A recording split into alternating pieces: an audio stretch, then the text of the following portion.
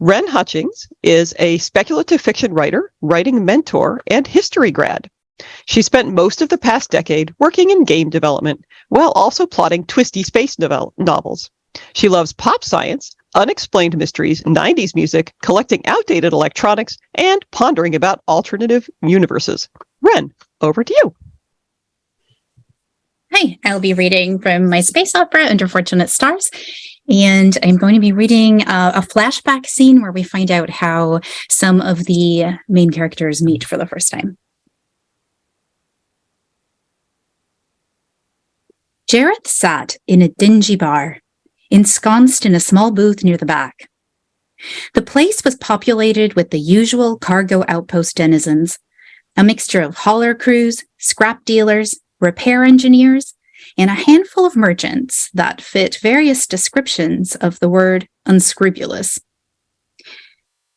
Half of the overhead lights were burned out, and the floor was sticky under Jareth's feet. Still, for the first time in a long time, Jareth might have described his mood as relaxed. His business on Pilar Outpost was all but completed. A docking token bearing his ship's berth ID rested in his jacket pocket, alongside the card that contained his newly validated cargo permits. There had been no problems clearing his cargo. The official who scanned the permits had barely even glanced up. 120 crates, purporting to be a shipment of live squid, had already been loaded onto the ship. Miraculously, the cargo had all fit. Jareth smiled to himself. "What are you smiling about?" Lee grumbled, returning to the table with 2 glasses of Agnatha in his hands. He wrinkled his nose. "Gods, I thought you said this was the best bar on Pilar." "It's the only bar on Pilar, unless you go down to the lower level," Jareth said. "And trust me, you don't want to go down to the lower level." League put his elbows on the table as he sat down, then pulled them back abruptly, wiping at the streak of grime that stained the sleeve of his black jacket. He shoved one of the glasses toward Jareth, then sniffed the liquid in his own glass. "Ugh, they called this Agnatha," he muttered. "I thought I'd be glad to get off that garbage ship until I saw this place." "Would you stop it? There is nothing wrong with the ship." Jareth's mild annoyance didn't erase his smile. "It's junk, Jerry. It's salvage, and it is falling apart." "It was salvage," Jareth corrected. "It's been refurbished." "I'll be shocked if we even survive this trip, never mind the rest of it. I seriously can't understand how you're not dead." Jareth drew his shoulders back and laughed. "Same goes for you." His hand shook as he held his glass aloft, Agnatha dripping inelegantly over his thumb. "Here's to us, huh? Still alive, still undefeatable. To us, still fools." League swallowed a mouthful of spirits and grimaced. "Ugh, it's good to have you back, Jerry, but your judgment has not improved." They sat mostly in silence after that, both of them lost in their thoughts, sipping slowly at the eye-watering drinks until they drained their glasses.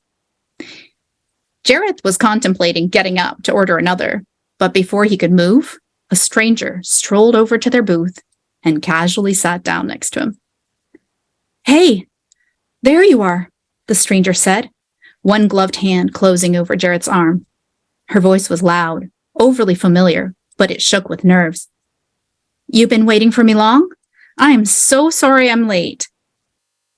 Her face was surreal, its expression obscured by heavy cosmetic mods. Pale, reflective eyes gleamed from their sockets like small moons, with a pair of unnaturally sharp cheekbones jutting beneath them. Where her eyebrows should have been, a row of iridescent fish scales gleamed bright as frost over her deep brown skin. A thick cold-weather coat concealed the rest of her shape, its high collar meeting the edges of a formless hat that was tied down over her ears. Her coat sleeves were tucked into matching dark gloves. "Pretend I'm with you," she whispered. "Please." She glanced furtively behind her, and Jareth followed her gaze to the door. There were 2 Union soldiers standing near the bar's entrance. Mid-ranked UWDF officers, by the look of them. Both of them wore light body armor and carried at least one visible weapon. An uneasy hush had fallen over the tables nearest to the door. The taller of the two officers remained by the door, bulky arms folded. Meanwhile, the second soldier entered the room and started walking among the tables, peering from side to side, like a predator watching for things that scurried. "Jerry," Leek said through his teeth, "do something." Jareth turned back to the stranger. She was a problem he hadn't anticipated, but he certainly didn't owe any favors to the United World's Defense Forces. "All right," he whispered to her. "Listen, you're with us, but since you're so late, you'll have to buy us a round to make it up to us. We're drinking Agnatha." He gestured toward the bar. Then he held up his empty glass and wiggled it. "Drinks, you got me?" The stranger blinked. Clearly standing up again and walking across the room, right through the line of sight of the UWDF officer, hadn't been in her plans. But after a moment's hesitation, she nodded. She stood up from the bench, adjusted her hat, and started off toward the bar. League's eyes flashed. "Jerry?" "What? I got her away from us, didn't I? Besides, we don't have any drinks." Jareth tilted his head in the direction of the officer, still prowling among the tables. "I don't suppose the Deffies came in here for a drink, though." By the time their new friends started walking back toward them, 3 glasses of Agnatha clutched in her hands, the officer was almost in front of their table. The stranger looked back toward the door, where the other soldier was still standing guard. Then she took another step, and another one, her eyes fixed on Jareth and League. She kept walking purposefully toward their booth, holding the drinks straight and steady until she clambered back up onto the bench next to Jareth. Jareth pushed one toward League, and they all lifted their glasses in a silent toast.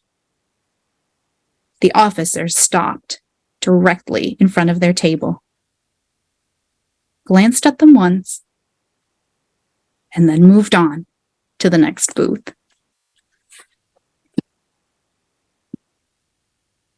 Thank you. And if you would like to win an ebook copy of Under Fortunate Stars, it's part of our giveaway today. So you can check that out. I think the link is probably going to be in the chat. Indeed.